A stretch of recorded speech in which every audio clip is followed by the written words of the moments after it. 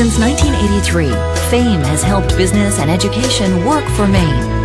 Contact the authority, the Finance Authority of Maine. But, you know, all of a sudden the switch was flipped, and then all hell broke loose, and it was a tsunami of... But I think that we really engaged in a way that we really protected a lot of healthcare providers, a lot of hospitals, a lot of doctors, and we fed an awful lot of resources to make sure that it didn't come out on them, their employees, and the patients. It was an enormous undertaking, required a full court press, and I was proud of the effort that everybody put together. What's happened since then is we've got a new system set up and new people operating it, so it's going to be completely done over again, and it's going to be, it is a lot more efficient, and it's going to actually pivot a lot of the healthcare payments now to a lot better. But politically and in terms of image, you had to pay for that. We went through a lot. Oh yeah, we took a lot of hits on that. Okay. A lot of hits on that, and I told people that if I had passed away early, it was going to be because of the Meesem's computer. They were going to plant a lily on me. I burned with it every single day, and it just tormented me. Yeah. But we had to get it right, and you had to put the effort into it. Let me ask you another one. Tax reform? Yep. Congratulations, you passed tax reform on your watch. Then the Citizens Referendum undid that. And that's what goes back to the Forbes thing, because I think the Wall Street Journal, after we passed tax reform, gave us this wonderful editorial that said, reducing the top marginal rates. Yeah, and they thought that was good, and they actually sent it to the White House because it's something they should be looking at doing nationally. Yeah. You know, reducing the top marginal rates, reducing capital gains taxes, trying to reward investment, not going after high income earners. But it got reversed. Why? And I think because Why did it get reversed? I think it got reversed because of largely politics. Yeah. Because I think, unfortunately, on both sides, right? On both sides, because unfortunately it was not bipartisan when it was passed. It was largely done with Democratic votes, so it teed it up well to become a partisan issue. The same package passed in Rhode Island was signed into law by Republican Governor Don Carcieri. With the same exemptions for some? Roughly the same setup. Okay, it was reducing the income taxes and expanding the base. Oh yeah, they had gone through the same thing. Okay. And so I think politics had a hand in it. And I think, unfortunately, that's why both Forbes and the Wall Street Journal were negative towards Maine from where we had been to where we are, because it had repealed that. So they looked like we were raising taxes by putting it back into place, what had been there before. Right. And they didn't bother to call and ask. Okay, okay, great. Follow up on that one then is citizens referendums. Yeah. What do you think, Governor? You've been a legislator and a governor. Right. Yeah, but you know, it's is the about threshold for to be able to? I understand, but is the threshold too low? I think the threshold is too low. What but should it be? The danger is that you don't want to limit participation in a democracy. Okay. And you want to, we have high voter turnout, we have high voter engagement, and I tell people being governor of Maine is like being the moderator at a town meeting. You get to open it and close it, but it's the people who run it. And if they're not happy with what the legislature or governor does, they can take it out to referendum. And I don't want us to become like California, but at the same time I think it's right to have a citizens initiative, because it keeps the political people in their feet to the fire more so than otherwise.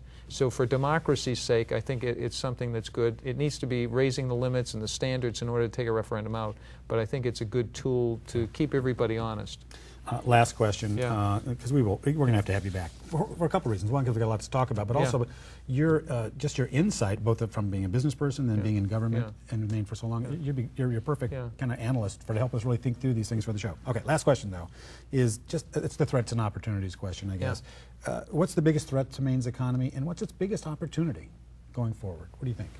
I think the biggest threats to Maine's economy is that we don't do enough in the education field. Yeah. I think if we don't bump up the level of education, when I look at the two leading economic factors, it's the level of investment in research and development per worker, you know, and it's the amount of education over the age of 18 in the population. So we established community colleges.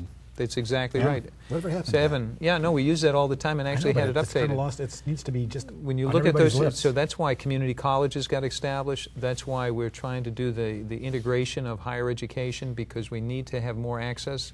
That's so important. And the investment in research and development. We bumped up the R&D, not enough, but we bumped it up a lot. And seeing the kind of development that's come from Hodgdon boat yards to the bridge and a backpack program to the offshore wind energy to the ocean energy, all of the stuff in the composite field is just huge. I was just with Brett Swabiter and his team. They got the contract to go to the Russian Winter Games and to showcase that technology. It's just huge. So that's where business growth, the lady who runs Old Town Canoe said to me, Governor, if we don't have R&D, we're not going to be able to compete in a flat economy. You give us R&D, you give us innovation, we can compete. Business people know that. We need to continue to demonstrate to the Maine people the cost effectiveness of their bond issues going out into research and development and the jobs that that creates. And that's why the Maine Technology Institute, all of the work that goes on there. And they fared well. Those kind of bonds do fare well. And the University of Maine bonds. So I think threat is education and research and development. And I think the opportunities in energy are multifold. And I think through energy, economic development. I didn't get to that subject at all. Yeah, but I think that's where Maine's. I think that's the portal. It's not the only one, but that's where the portal is out. I think the work that Habib is doing, the university is doing, the plan that they've got for 15,000 jobs and $15 billion, it's overwhelmingly bipartisan. The legislature is almost unanimous.